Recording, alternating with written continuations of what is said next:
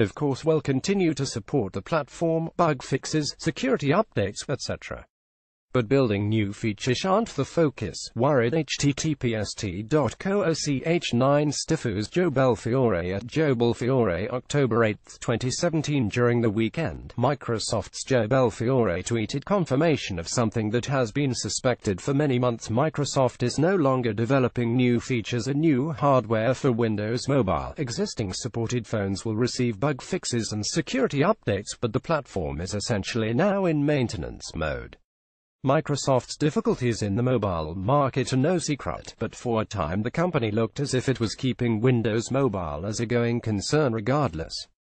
Through 2016, Microsoft produced new builds for the Windows Insider program and added new features to Windows Mobile.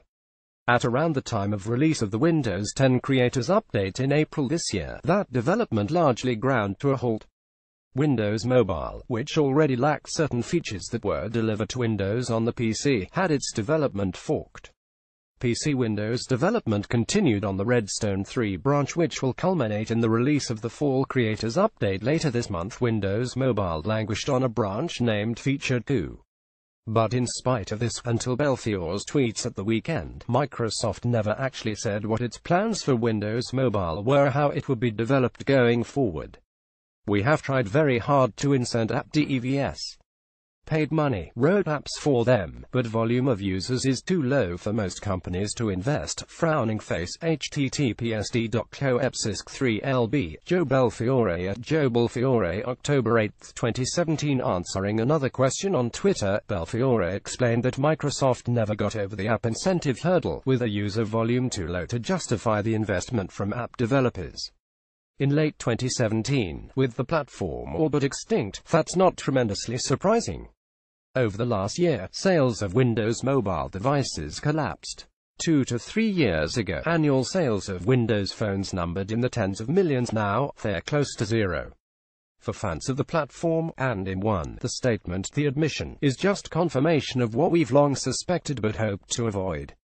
The Windows Phone design, with its bold live tiles, white-on-black theme, and crisp design, is still the mobile platform that I find most pleasant to use. It's clean and attractive and thoughtful in a way that the competition just isn't. We wanted it to succeed because we liked the product. An inauspicious start. What makes Microsoft's position particularly disappointing, at least for this writer, is a continued sense that it didn't have to be this way. In developing Windows Phone and Windows Mobile, Microsoft made a number of fumbles.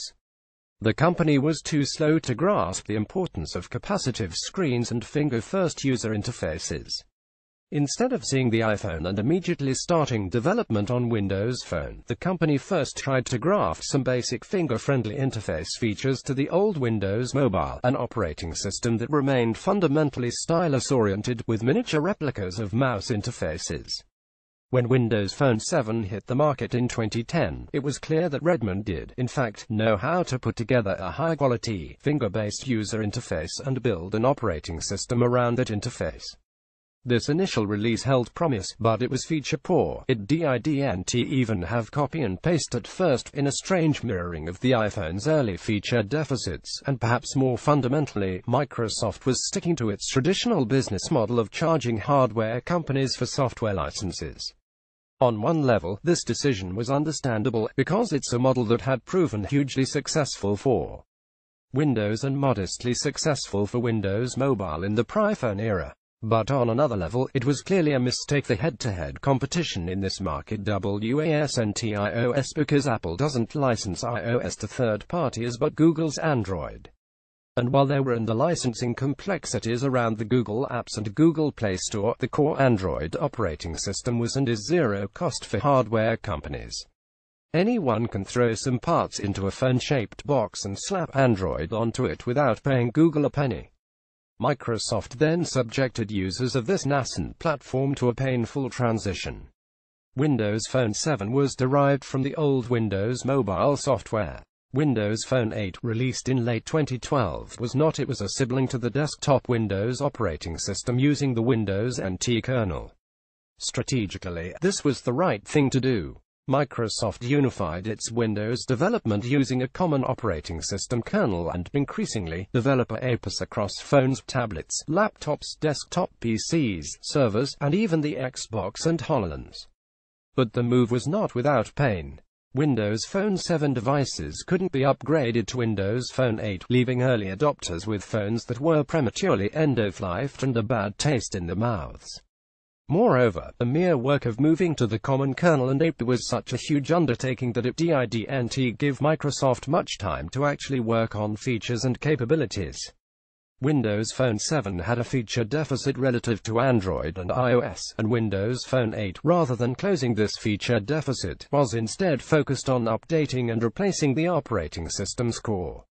A company that had more immediately recognized both the threat and the opportunity the iPhone represented, as well as the business transformation that Android made inevitable, might well have avoided these problems.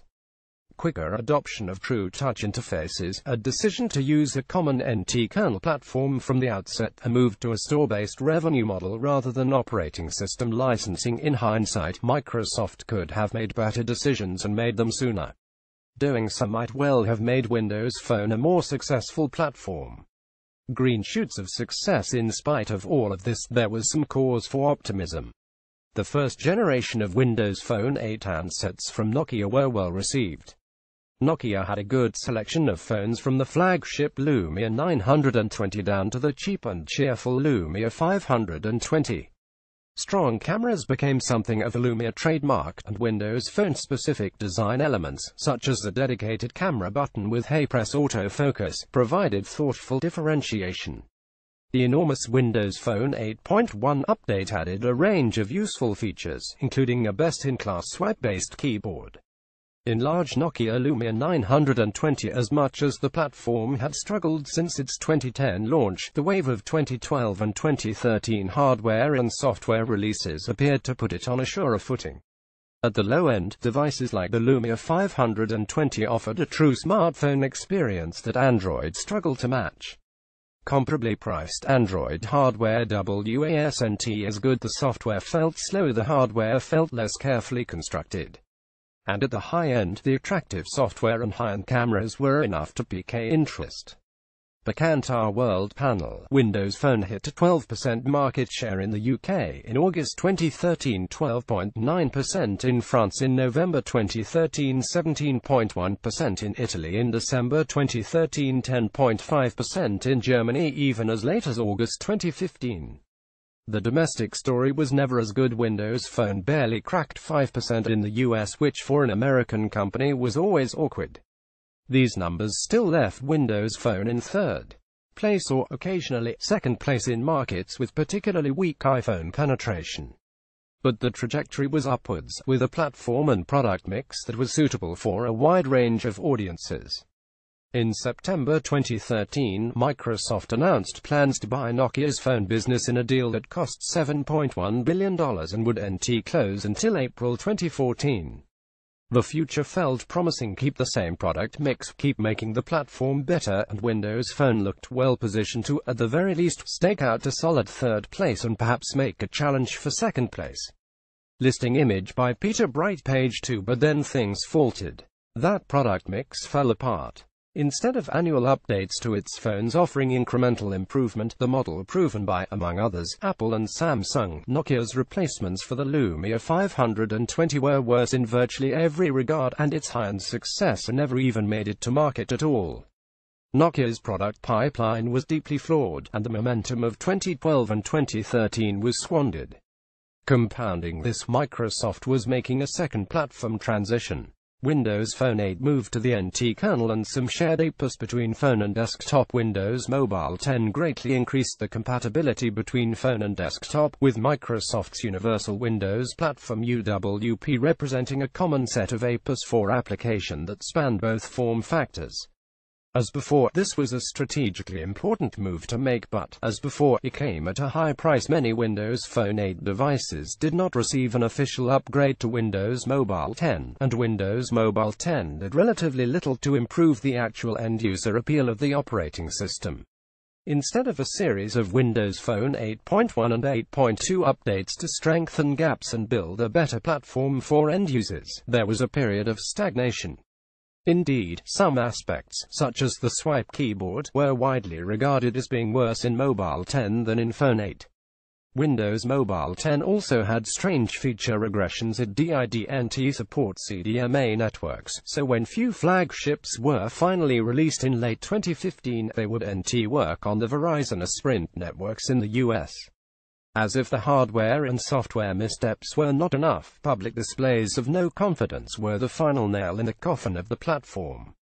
In July 2015, Microsoft's new CEO, Satya Nadella, announced that 7,800 employees, primarily from the company's hardware division, were to be laid off, while the near $8 billion value of the Nokia business was to be written down.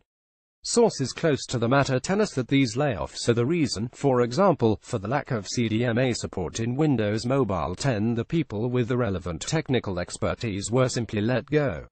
We've also heard of consequences beyond the people within the company have told us that Microsoft's tardiness at updating the Surface Pro, for example, was fallout of these hardware layoffs. Microsoft didn't and perhaps still doesn't have enough personnel to develop the Xbox One S, Xbox One X, and Surface Studio and revise the Surface Pro and Surface Book at the same time. In its stronger markets, Windows Phone just about held steady over 2014 before declining sharply in 2015 and 2016. The lack of desirable hardware, the lack of progress in the software, and the lack of management support meant that, instead of building on the successes of 2012 and 2013, Windows on phones was allowed to die. We've heard from people within the company that a choice had to be made. Developing a decent hardware pipeline would have required further investment in the Nokia phone business, perhaps of the order of $1 billion. The alternative was to not make that investment and scale things back. That's the decision that was taken, and Belfiore's tweets over the weekend are the ultimate consequence of that decision. We might well wonder why Microsoft didn't say so sooner and instead strung along not only the platform's fans but even OEM partners. It's hard to imagine that HP would have built its Elite X3 phone had Microsoft been clearer about mobile.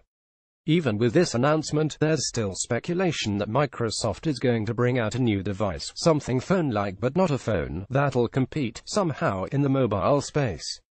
For all the rumors about a Surface phone, though, it's unclear precisely what this device would do that is meaningfully different from anything else on the market, or if it will be compelling enough to reverse the company's mobile fortunes. For now, all we can do is mourn the best mobile platform isn't under active development anymore, and the prospects of new hardware to run it on are slim to non-existent. As for me, I switched to an iPhone more than a year ago. Every day, I'm struck at how the main user interface is basically that of Windows 3.1's Program Manager, and iOS 11 has been fantastically unstable for me. I don't enjoy iOS in the way I enjoyed Windows Phone. But it's actively developed, and third-party developers love it, and, ultimately, those factors both win out over Windows Mobile's good looks and comfortable developer platform.